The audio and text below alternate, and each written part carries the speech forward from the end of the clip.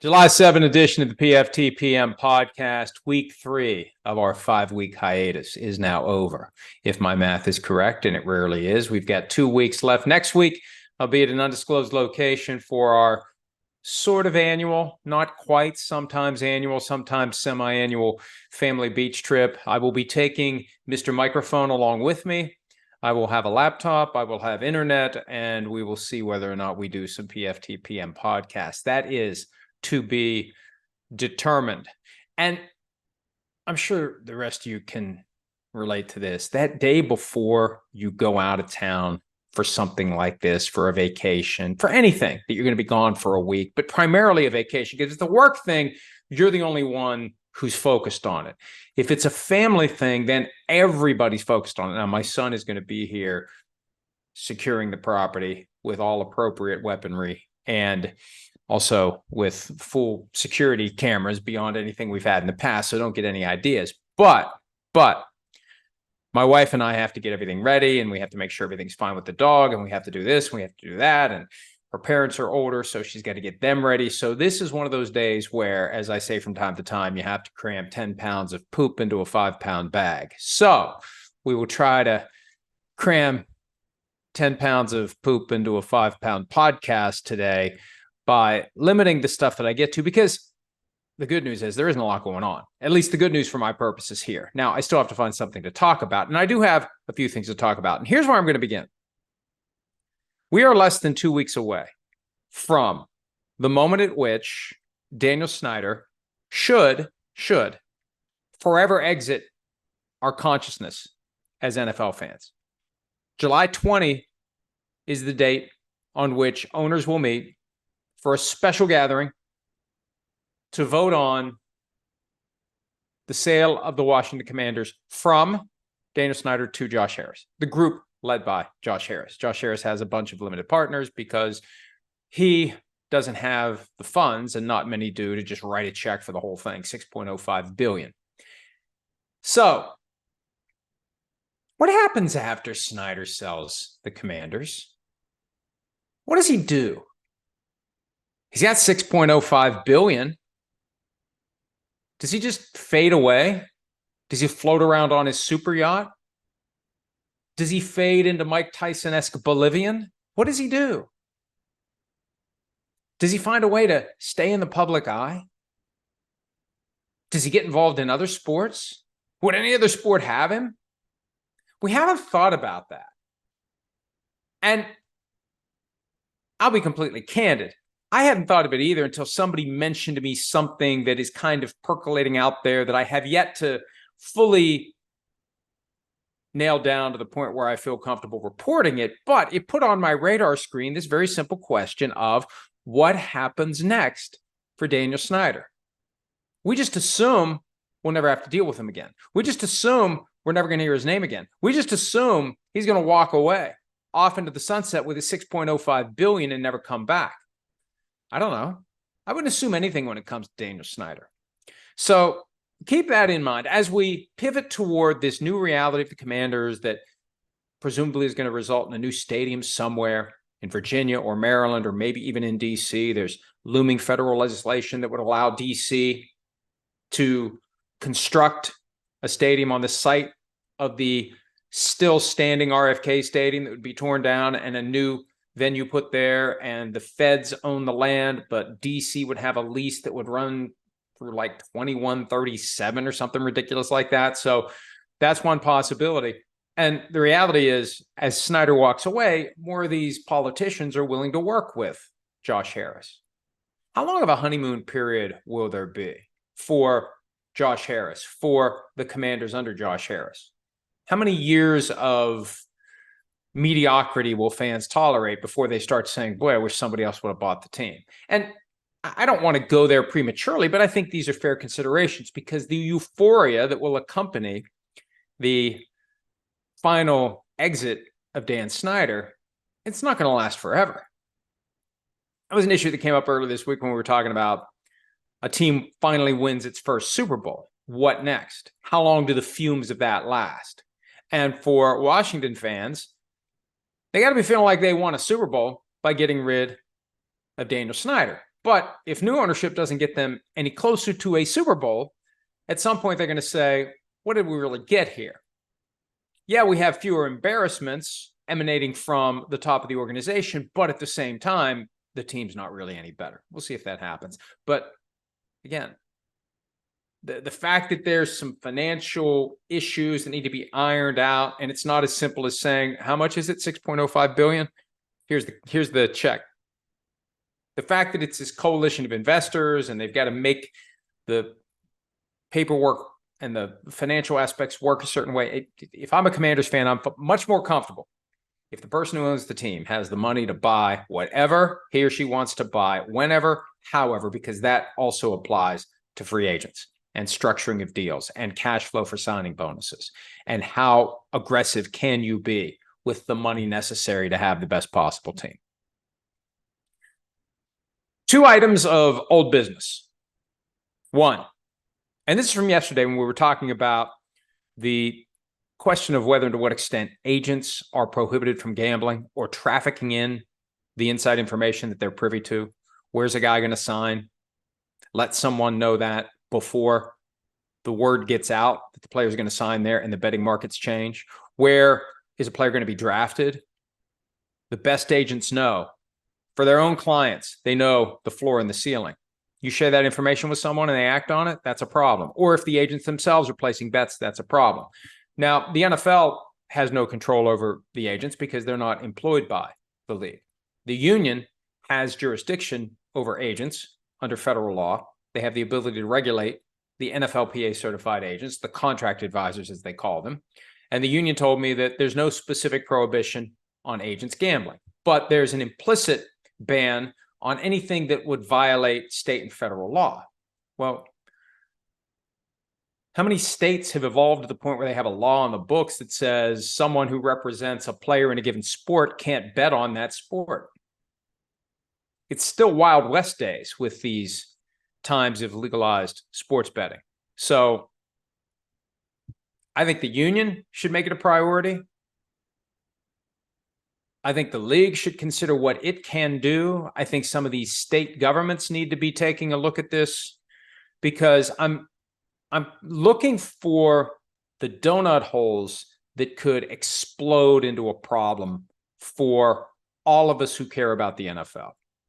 And where's that scandal going to come from? Where will we find that incident that creates headlines for national news? Short term, great for business, for me. Everybody's going to want to talk about it. The NFL's equivalent of Tim Donaghy. Long term, it's not good for anybody. That's the problem. Short term, great. Long term, not. Let's spot these issues. Let's rectify these potential problems before they become problems. And let's just not assume that people will act the right way. Because we've seen time and again over the years that people, inevitably, some will not act the right way. Some will give in to the temptation. And the temptation, when it comes to gambling, when it's right here, beckoning. You've got your DraftKings app. Look at that. Wow, that team's getting 7. And I know a thing or two about this one because I represent the coach. See, people who represent coaches and executives, they're not even under the jurisdiction of the union. Who's providing the oversight? Who's providing the regulation? Who's providing the insurance that folks who give into the temptation as it's just there?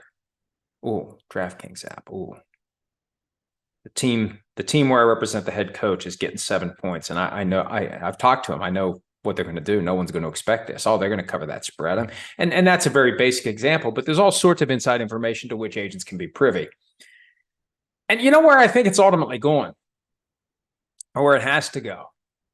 And this is a point that D. Smith made in his recent article advocating for the scrapping of the Rooney Rule and the adoption of other provisions voluntarily by the league. The problem is the league is never going to voluntarily do it. There needs to be governmental oversight. And I know a lot of people just have that knee-jerk, governmental oversight's bad. Well, why is it bad?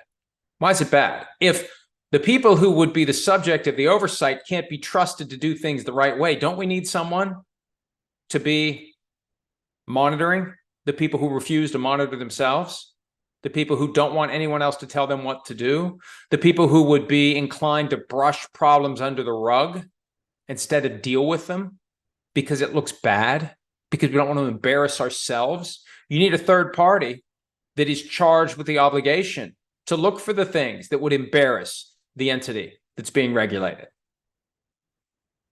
The best example is the Securities and Exchange Commission, which regulates corporations, trading stock, information that can be shared, insider trading.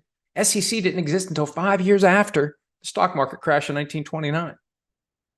I feel like at some point, something's going to happen that is going to cause Congress to create an agency that has oversight of all sports on which betting is legal.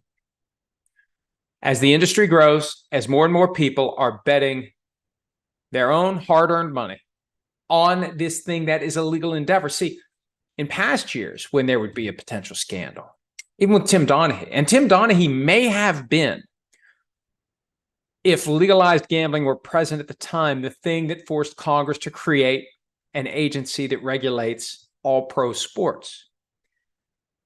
When the betting isn't legal, it's harder for Congress to care because people are engaged in something they shouldn't be doing anyway. When the betting is legal and folks have the right in a majority of states now, and maybe eventually 40, 45 of them, there's always going to be 4 or 5 that don't do it. There's like 5 or 6 right now that have never had a lottery system, so they're not going to have sports wagering, I would imagine. But it's going to get to the point where it's so prevalent and there's so many people doing it that it is something that is a matter of significant public concern that falls under the regulatory powers of the government. And hey, I've got some very strong libertarian leanings, and I don't want the government hassling me, but I'm not doing something that potentially impacts others in a negative way. For a large company that has a product that entices people to bet their money on it, there is a certain integrity that must be maintained, and you can't trust that company to maintain the integrity voluntarily. You can't trust them to do it without someone forcing them to do it the right way.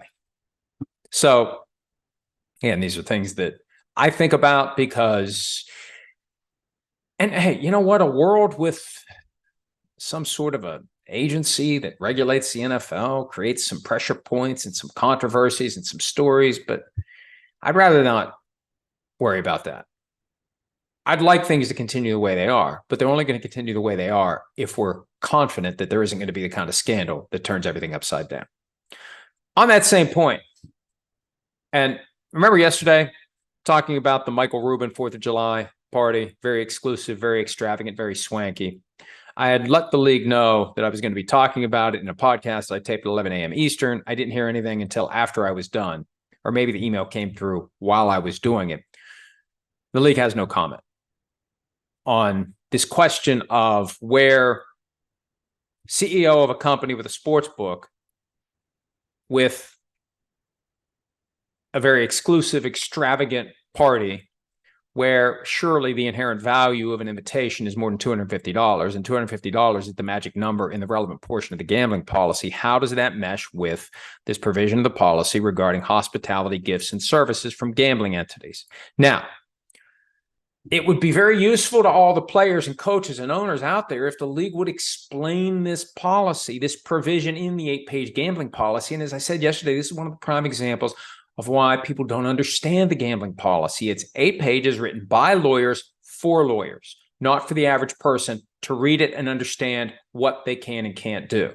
Somebody needs to explain what that means. Somebody needs to articulate examples so people will know, well, here's what I'm thinking about doing. Oh, okay, the gambling policy and the education they've given me, it tells me what I can and can't do when it comes to accepting hospitality from people who own and operate sports books. Now, my understanding is the league's position would be that there is no violation, that this is Michael Rubin acting in his individual capacity with no promotion of fanatics, no presence of fanatics. Now, fanatics may have paid for the whole thing, which kind of makes that argument collapse onto itself. And if that's the case, it creates a pretty convenient loophole for any other CEO or high-level executive with a sports book that wants to do the same thing. The sports book can't give gifts in excess of $250 or hospitality in excess of $250 or services in excess of $250, but the person who runs the sports book can. That doesn't make any sense. It doesn't make any sense. And again, this isn't because Michael Rubin's not doing anything wrong. He's not subject to the policy. The question is when someone who is a sportsbook CEO or executive provides these things to the individuals who fall under the definition of NFL personnel and thus subject to the gambling policy, when and where are the landmines? We got 10 guys suspended because there wasn't enough attention given to when and where the landmines are and how to stay away from them when it comes to the bets that you can make. There's a provision in that policy about the things you can accept from gambling entities. Where is the line and who are the people from whom you can or can't accept things that are worth more than $250? It's a fair question. And it's the kind of thing the league should be thinking about, not no commenting on. The league should be coming up with clear guidance available to all players, available to all coaches, available to all owners about what the rules are. People are flying blind on this. Now I know how the players felt.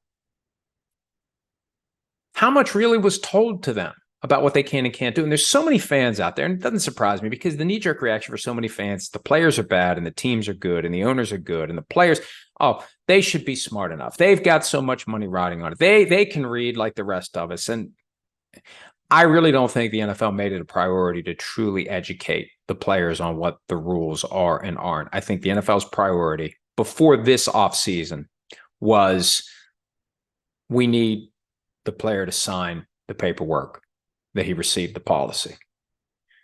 We need more than that. And we need more than that for these other provisions in the policy. And what I'm going to do at some point, I'm going to do a full review of that policy for my own purposes. I'm not going to bore you with it, but I'll bore you with other things. But where are the things in there that aren't clear? Where are the things that cry out for more clarification? Where are the things that need examples? Because if I'm subject to this as a NFL employee, not me, obviously, but if the players are subject to it, if the coaches are subject to it, you should want to know what it actually prohibits. And I think it's critical that all provisions in that policy actually be enforced and utilized.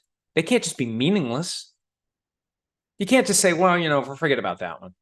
Pay attention to this one, but forget about that one.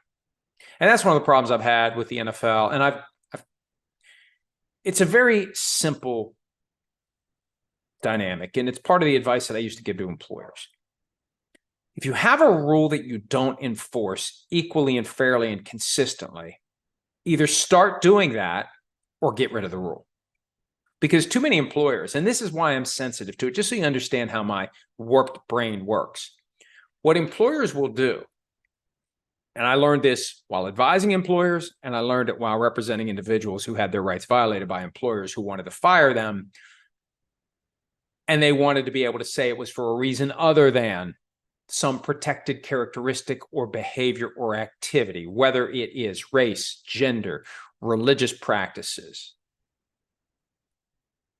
warning management about some unsafe condition that management would just as soon look the other way on. There are different ways that you have protection against what they call employment at will, where they can fire you anytime they want for any reason or no reason. What will happen is they'll go out and find a reason to fire the person. And they'll never admit that their motivation was the thing that they're not allowed to do. And the best way to do that is you pull out this stack of policies, yay high, and you find one. Oh, you violated this. Well, that's how we'll get rid of him. And if you have these policies that aren't consistently enforced, they become that ammunition that management uses to get rid of somebody they don't want. So that's how I started being concerned about having policies that you don't use, that you don't enforce, that you don't apply. Just get rid of them. Either apply them and enforce them fairly and consistently to everyone, or change them or dump them. All right. Let's answer some questions. PFT PM policy. would governmental oversight actually make a difference when we all know the NFL's lobbyists in the deep pockets of oligarchs can and will, if not already, buy whatever politician they need to? Now, that may be an oversimplification, but that is part of the dynamic. If and when the NFL is subject to governmental regulation, how will the NFL try to tip the scales in its favor? And it'll be part of our broader political process now, where some are helpful and some aren't. And the NFL would start spending money to try to stack the deck with those that would be helpful, that those that won't give us a hard time. And we see that. And look, it's as simple as presidential politics. And this isn't a political opinion. This is an observation of fact. When Republican control exists in the White House, there's an attitude of less regulation, less enforcement. Let these companies do what they want. When a Democrat is in charge, there's more enforcement, more regulation, more control of individuals who possibly, and companies possibly can't be trusted to do the right thing without somebody making sure. And there's a happy medium in there somewhere. But I think you're right. If there is governmental oversight, there's a separate universe of political reality that the NFL is going to have to be involved in. But so what? It's better than no oversight at all. I guess that's my point. Some oversight, ineffective oversight that would be subject to the pressures and realities of money being donated to this politician and that politician, but not that one or that one, and the outcome of elections, and elections have consequences, yada, yada. It's still better than leaving the NFL to its own devices. That's my thought. And I know the NFL probably is happy with that thought, but that's okay, because you know what? Very few fans care about it, but you should, because these big picture issues are the things that can eventually blow up for the league. Maddie B. Well, why can I not watch every NFL game that has ever been on TV? WWE Network on Peacock has all sorts of old matches on demand. Why is the NFL holding back its archive? There's a deal with YouTube where there's a lot of old games. You just have to go to YouTube and be creative. But there's plenty of old games that are legitimately on YouTube. There are some that are probably on there that aren't authorized by the NFL, but you can find old games. I don't know that you can find every one. I don't know who would want to. Like, who wants to watch a Week 3 1977 game between the Broncos and the Chargers? But there are plenty of postseason games, Super Bowls. There's plenty of old content out there, more than you would ever have the time to watch. But yeah, not everything, but who wants to watch everything? And also, I will say this, the NFL Plus service, that now is the thing that houses what they used to call NFL Rewind, where you can go back a certain number of years on that service. It's like $4.99 a month, I think, and watch old games. You don't go back to the 80s and 90s, but I think it goes back 10 to 15 years where you could watch every game. And I think game film is available. Coaches film is available for at least whenever they started doing that. And I think they started doing that 8-9 years ago. Remember when they started making coaches film available and people thought it was going to revolutionize the coverage of the NFL? It doesn't. It doesn't. Just because you can see a different angle, it takes way too much time to break it all down and understand what it all means. That's what the coaches do all the time. And they've got a whole army of coaches who do it.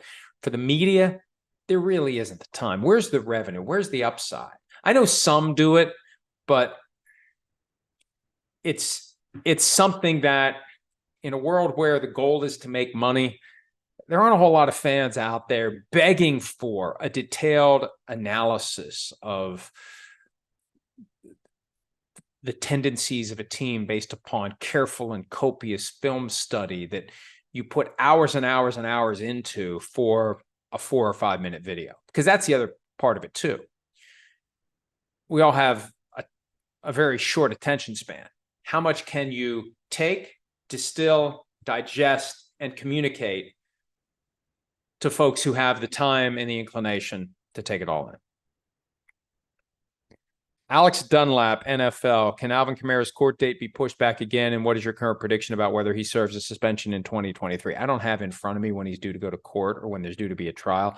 I think he's fine for 2023. They haven't put him on the commissioner exempt list, because what will have to happen is criminal process has to end whenever and however it concludes.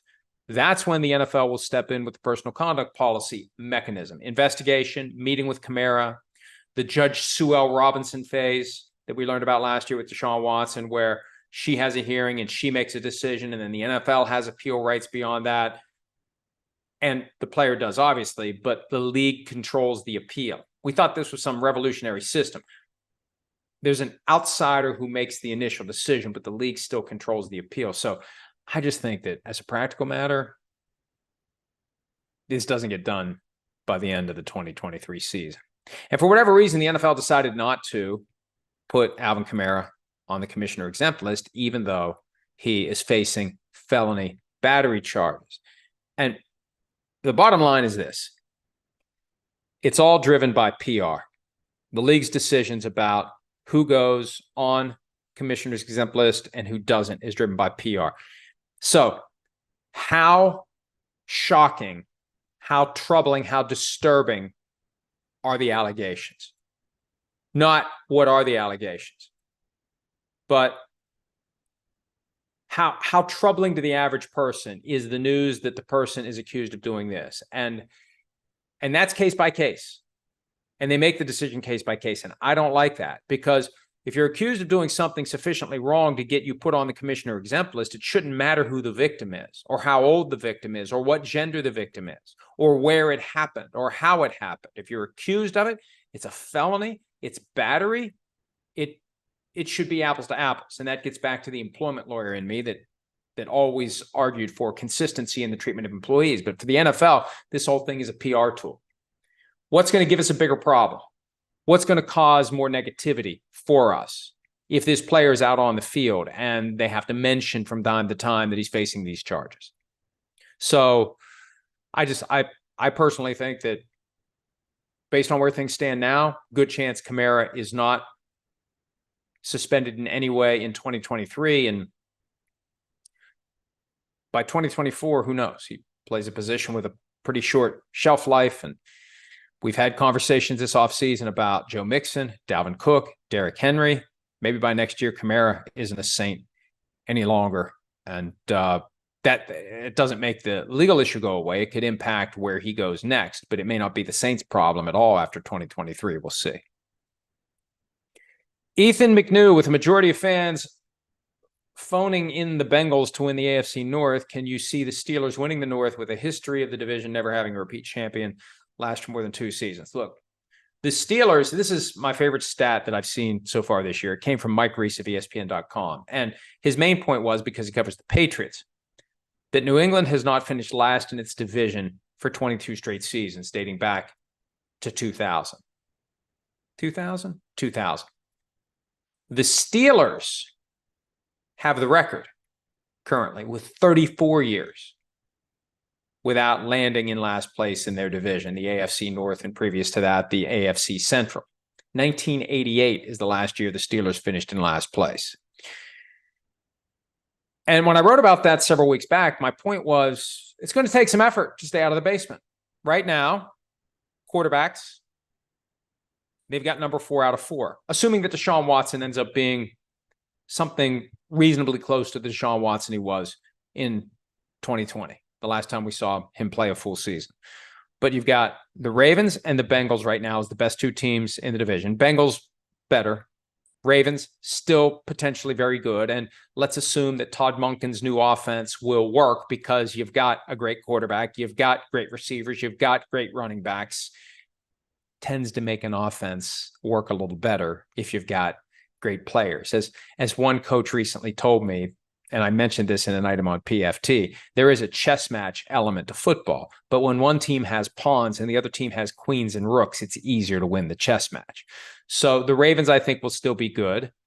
The Browns are a wild card, and the Steelers are going to have a hard time. Now, could they slip through the cracks? Look, I never underestimate the Steelers because they tend to have great seasons when the external expectations are at their lowest. Mike Tomlin knows how to take that and use that to get his guys to play better than we would think they'd be able to play based upon what they look to be on paper. So Tomlin, highly respected, highly capable, and he's got the potential, yes, to take this team all the way to the top of the division, but this team also has the potential to land dead last for the first time since 1988. But remember last year, we wrote them off. Were they 2-6 at the bye? And they still finished up above 500. And if they would have gotten into the postseason tournament, things could have gotten very interesting because they could have knocked one or two of those elite teams off. Not necessarily gotten to the Super Bowl, but they could have knocked an elite team or two off if they had gotten in based on how they were playing when the season came to an end. Don Flamenco, character from the old, one of the Punch-Out, maybe the home Punch-Out game on the Nintendo Entertainment System, ranked the NFC South teams. We did a power ranking a few weeks ago after the postseason or off-season program, excuse me. I can't remember how they fell. So I may be completely contradicting what I did by way of where they landed.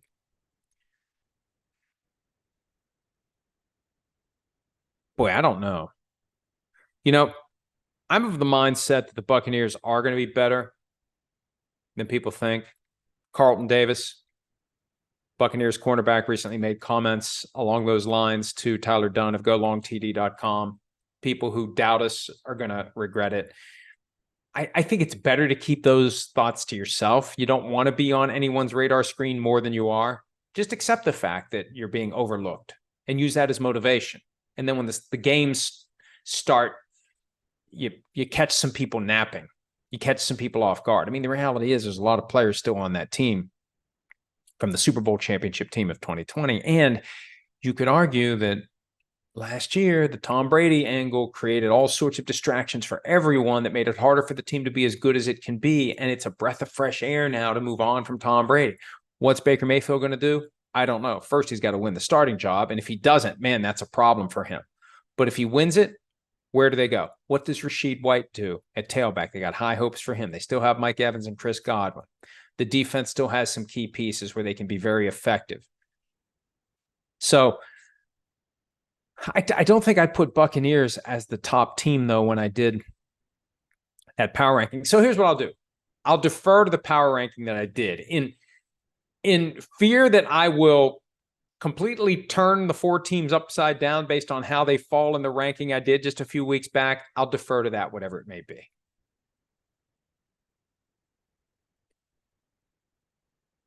Michael Cameron Vey.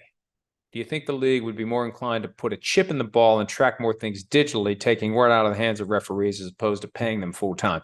I don't know what the league's ultimate motivation is, but it is in many respects flowing from a desire to be extremely careful with money. And there's also that hesitation to embrace change. What are the unintended consequences? So much of what happened in 2019 when we had 1 year of pass interference calls and non-calls subject to replay review, because it was such a disaster, I think that's allowed the NFL to just say, we don't want to change anything. We don't, even if it's broken, we're not going to fix it because we might break it even more. There are plenty of things that need to be done. I've heard this for years. The idea that we use 10 yards of chain link to determine whether or not a first down has been secured, when we have all the technological capacities to determine where the ball is in relation to the rest of the field. There's been a laser-based system for first down that's been advocated in the past. It just gets no traction. It costs money. And what does it really add to what we're doing? How does it enhance our bottom line? That's really the key. It's not about making it better. It's about making it more profitable. And look, football is business. Football is family is what they say because it's good for business to say football is family. But football is business. So think of it as a business person. Think of it as someone who is trying to constantly grow profit. You want me to do something that costs more. Okay, you want me to increase expenses. How will that lead to an associated increase in revenue? How will that happen? Well, it won't. It just makes the product better. How will I make more money from this? Well, you won't. But long-term, maybe you will. And see, it's like buying insurance. Spending the money to make things better from an officiating standpoint ensures against that disaster that could happen at some point down the road. Now, my concern is as we get closer and closer to the end of the Roger Goodell tenure, I think he's content to let the next one worry about wherever the landmines are that could go off at some point. He'll just ride it out, and the next commissioner can deal with these hidden pitfalls that the league refuses to spend the money to try to fix before they become a potential problem. Eric Holland, what's your opinion of players like Austin Eckler giving fantasy advice during the season? Is there an issue with that in the gambling policy? Giving advice generally, talking about, as long as you're not sharing inside information, that's the only thing in the policy that would apply. If for example, Austin Eckler's fantasy advice would be, well, we're playing the Chiefs this week, but the defense is really going to focus on taking away the pass and force them to run. So I'd be inclined, not that it matters with the Chiefs, but that's just an example. There's inside information that Austin Eckler has access to that could influence what he has to say. So if it deals in any way with the game he's playing in, that's where I would become a little bit nervous, especially if it would stray toward this idea of, hey, which players might be worth wagering the over-under yardage prop or catches or touchdowns or whatever, because he knows, or in theory has access to, how his team plans to defend that offense or how his own offense plans to operate. Jerry Arco 3, what is more likely to happen? Florio picks the Steelers to go 17-0 in the weekly picks segment, or Sims or Florio pick the Cardinals to go 0-17. Closet Steelers fan and known Cardinals hater. You're wrong about both. I don't care if you think it, because that's the byproduct of having opinions. Because the easiest, most dumbed down approach to reacting to someone who has criticism of your favorite team is to say, you hate my team. Not, maybe this guy's making a point.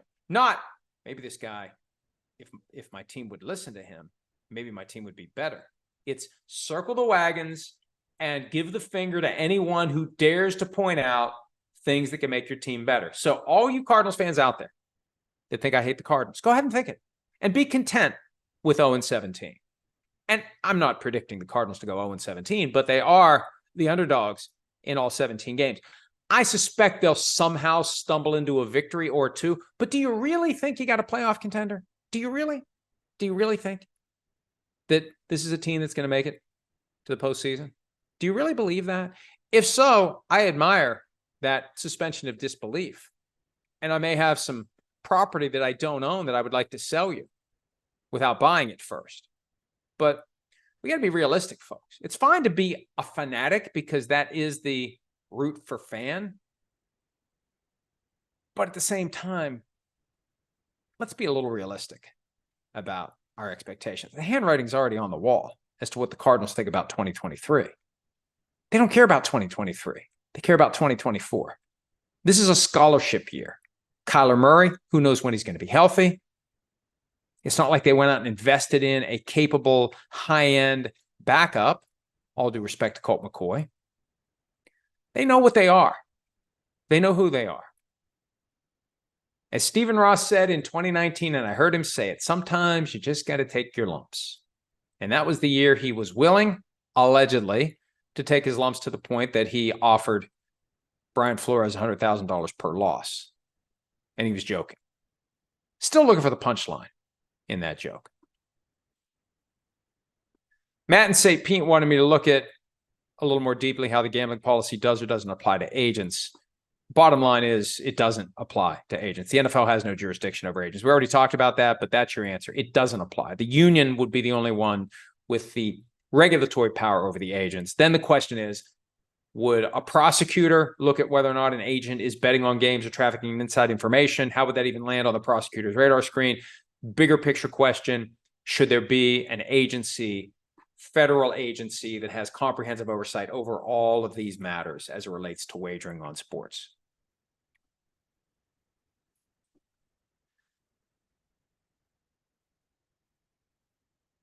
Willie Huff, what should the Giants and Raiders do if they can't get their running backs to sign the tag and then want to sit out? I can't imagine either Josh Jacobs sitting out for the Raiders or Saquon Barkley sitting out for the Giants. I can't. Now, here's the date to keep in mind, July 17th.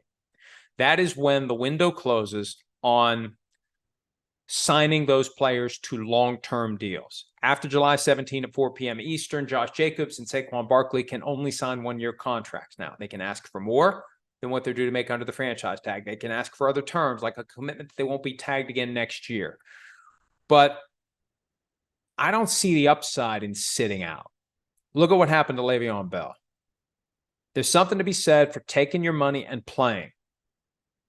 And Barkley's got the better argument to say, I want more than $10.1 million.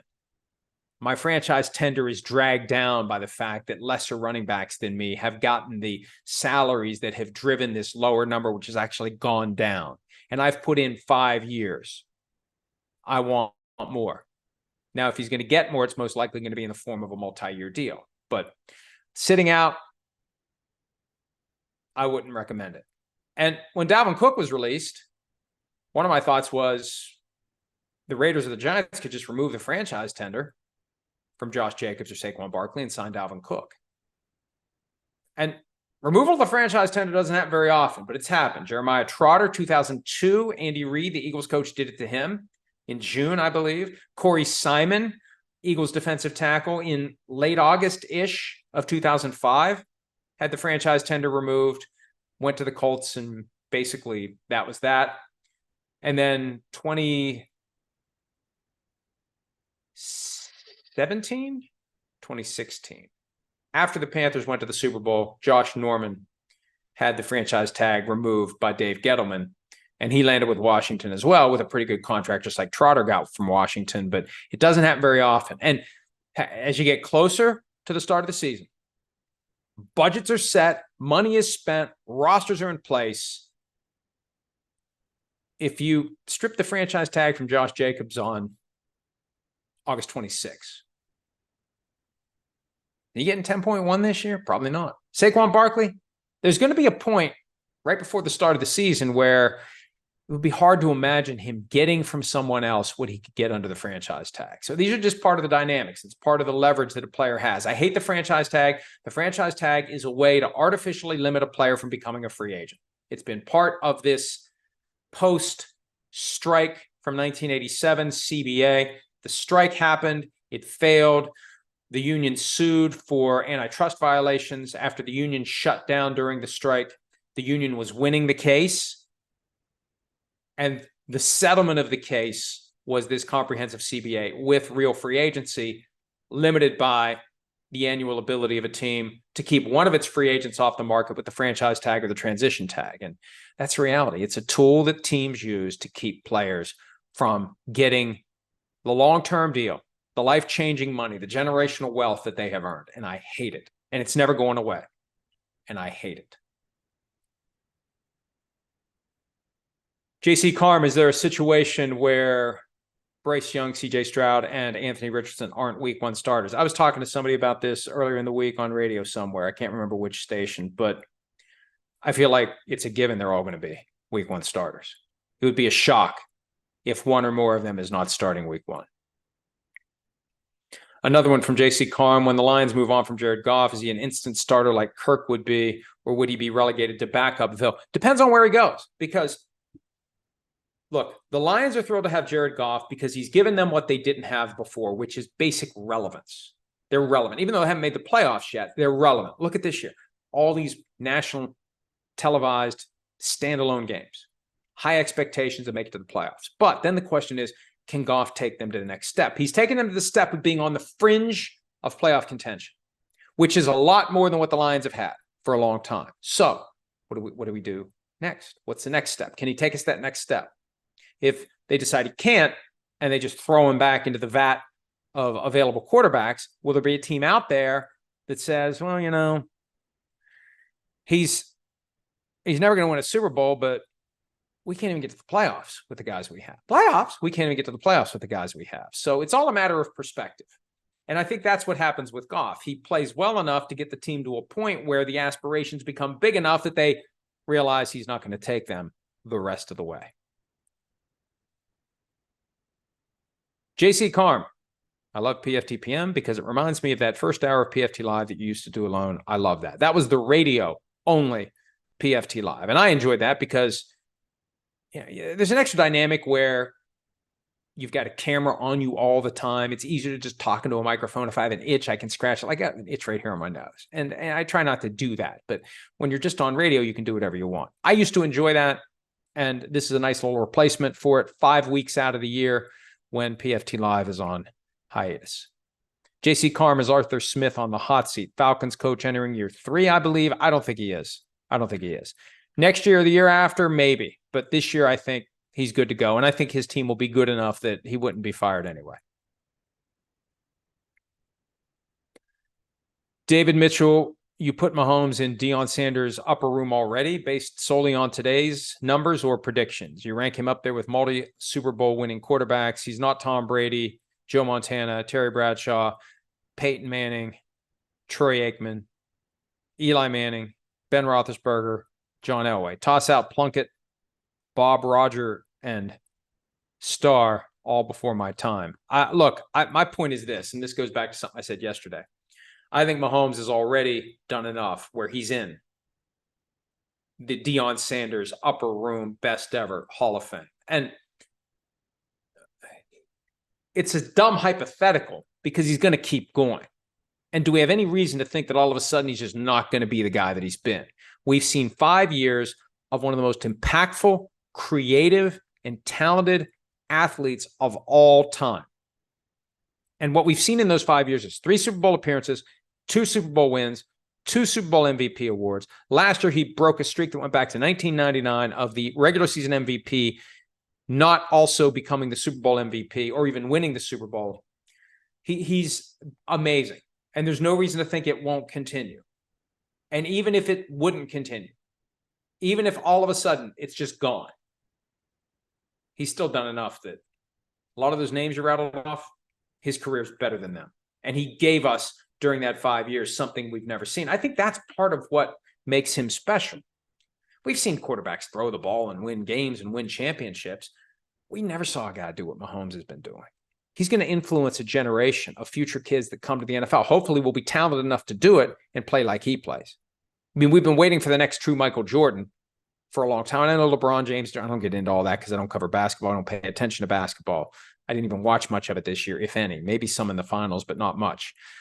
But we keep waiting for somebody to be the embodiment of the way that one revolutionary player changed the way that the game is played. And Michael Jordan just moved a different way. He did things differently, and others saw what you could do with the human body and tried to mimic it, and some could and most couldn't. When you see the way Mahomes plays quarterback, there are kids out there, and Sims talks about this. His son would drive him crazy because he wants to throw sidearm and he wants to do all the fancy stuff that Patrick Mahomes does. Somebody out there is going to have the skills to do it. Somebody out there is going to play baseball, play shortstop like Mahomes did, and learn that you don't have the luxury of having great form for every throw. You just got to get rid of the ball from any angle, body position. You just got to learn how to get that ball from point A to point B as accurately as possible. There's going to be somebody else, I hope, in my lifetime. I hope there's somebody else who can do what Patrick Mahomes does. But what we've already seen in 5 years is so unlike anything we've ever seen. I think he waltzes right into that Deion Sanders non-existent upper room to the Hall of Fame that should absolutely be there. All right. Let's wrap this up. Let's see if we have any questions from Threads. We have a far greater user base on Twitter, nearly 2 million followers. We're up to 10.6 million on Threads. Let's see if we have any questions to answer. Jaguars snuck under the radar. This is from Patriots fan 122480. Jaguars snuck under the radar for most part last year. How far do you think they'll get this year, especially coming from the weaker AFC South? I think they're a force to be reckoned with this year. I think it took them a while to really find their stride last year, and Trevor Lawrence said it was the loss to Russell Wilson and the Broncos in London that finally woke him up. But Doug Peterson, proven track record, Super Bowl winner. Lawrence, first overall pick a couple of years ago. That first year, we still remember what a disaster it was because of Urban Meyer. We saw what Trevor Lawrence can be last year. They've got some great weapons on offense. They've got Calvin Ridley that I think is going to be an eye-opener for a lot of people. They've got some great defensive players. I think they're the best team in the division, and they're one of the teams that I look at in the AFC that is in the mix. You're going to get down to those last few games of the postseason, and it's going to be tough. It's going to be difficult. You're going to be threading needles to try to win these games. There's going to be great teams that get left out. There's going to be great teams that don't make the playoffs. It could be good enough to get to the Super Bowl, especially if they finish with a strong kick, but they don't get in. There's a lot of great teams in the AFC, but I think the Jaguars are among the best, and I think they're going to be pretty good this year. Flavor Flav. Thoughts on teams I can't make a prediction on for the upcoming season. Packers, Lions, Cowboys, Seahawks. I'll keep this simple. Packers are going to be better than people think. Lions are going to be worse than people think. Cowboys are going to be Cowboys, and Seahawks are going to be pretty damn good. That's my quick assessment of all four. Flavor Flav, again, what big-name current quarterback do you think has the chance to want out or ask for a trade in the next few years, given the direction it looks like their team is going? Great question. And I don't say that just to buy time, but I am buying time. Most great quarterbacks don't want out in their prime. They're willing and content to kind of go along with the system and see where things go. I could see Kyler Murray wanting out of Arizona after this year, but I could also see Arizona wanting Kyler Murray out. I think for a lot of these quarterbacks, especially when they have long-term second contracts or third contracts, I understand they've forfeited their ability to stomp their feet and say, I want to go somewhere else. And a lot of the younger quarterbacks don't seem to be wired to take a stand like that. Now, look, Joe Burrow is a guy that I assume the Bengals are going to take care of him. And I assume the Bengals are going to take care of the guys around him. And I assume the Bengals are going to provide him with competent blockers. And I assume he's going to want to be there for the balance of his career. But he's a guy who I don't think would hesitate to say, hey, folks, this isn't working. I just need to go somewhere else. But because he's that way, and because I think the Bengals know it, that makes it more likely they're going to put everything around him where he never actually decides to do it. I wonder if Justin Herbert would ever want out of the Chargers. I can't imagine that. But, a lot of it depends upon whether or not they give him the contract that he's trying to get. He hasn't gotten his yet, and maybe they'll try to kick the can into next year, and maybe that'll upset him. What else? T. Greg 4114. Why are you so bitter? I just am. Here's another one on Herbert. Do you think he gets an extension before training camp? I don't put anything by the Chargers. The Chargers at times are dysfunctional, and dysfunctional teams do dysfunctional things. One last question. Oh, how about two more? At Do Not Lizard, who will be the first head coach to win a Super Bowl with two different teams? Well, Sean Payton is keenly aware of it and wants to do it. Doug Peterson has a chance to do it. Doug Peterson's got a better chance to do it this year than Sean Payton. Mike McCarthy's got a better chance to do it this year than Sean Payton. But Payton is very aware, and I think he's going to need a few years to get that team to where it needs to be. Last one. Threads or Twitter, where will be more of your current content going forward? We're going to stay with Twitter. Twitter, we fish where the fish are. Nearly 2 million followers on Twitter. We post immediately on Twitter. I post most of the things that get posted on Twitter over onto Threads. It's basically the same. The thing about Threads, and this is a legitimate complaint and criticism, there's no way to just see the stuff from the accounts you follow. It's this curated algorithm of things they think you'll like. And, I like it, so I'll follow this account, but it still doesn't show up. I don't get it. I don't understand the logic of the algorithm that serves me what I'm seeing, and maybe they'll eventually add a way to only look at the accounts you follow. I'd like to think they're smart enough to do that. And I was dismayed when Twitter all of a sudden rolls out this For You thing, which is all this stuff that I don't care about. And you have to make sure that you're paying attention to which side of the vertical you're on. Because I would follow those accounts if I cared about those things. Why are you giving me these things? That's what I don't understand. There's much that I don't understand. We'll see if I understand things a little bit better by Monday. We'll also see if I figure out a way and a location and just a vibe. I got to have the right vibe to actually do PFT PM while I'm on vacation. Next week is the true vacation from the 5-week hiatus. Undisclosed location, laptop there, Mr. Microphone present, high-speed internet, I assume, Hopefully we don't have to go back to dial-up for the week. So maybe I'll be back on Monday. I apologize in advance if I'm not. Hopefully you could just kind of go back and re-listen to whatever you've missed over the last 3 weeks. We've done 14 PFT PMs since the PFT Live hiatus began. We'll still have content every day at PFT, and there's no days off there. And there's always whatever's happening in the NFL, you'll see there. And if nothing's happening, we'll try to think of something to write about that you might be interested in. Thanks as always for some of your time. Maybe we'll see you Monday. If not Monday, maybe Tuesday. If not Tuesday, maybe Wednesday. At the absolute latest, we'll see you on Monday. What would it be? July 17th. Thanks for some of your time. We'll talk to you soon. Hi, it's Mike Florio. Thanks for watching PFT on YouTube. Hit subscribe for the latest news and analysis from Pro Football Talk.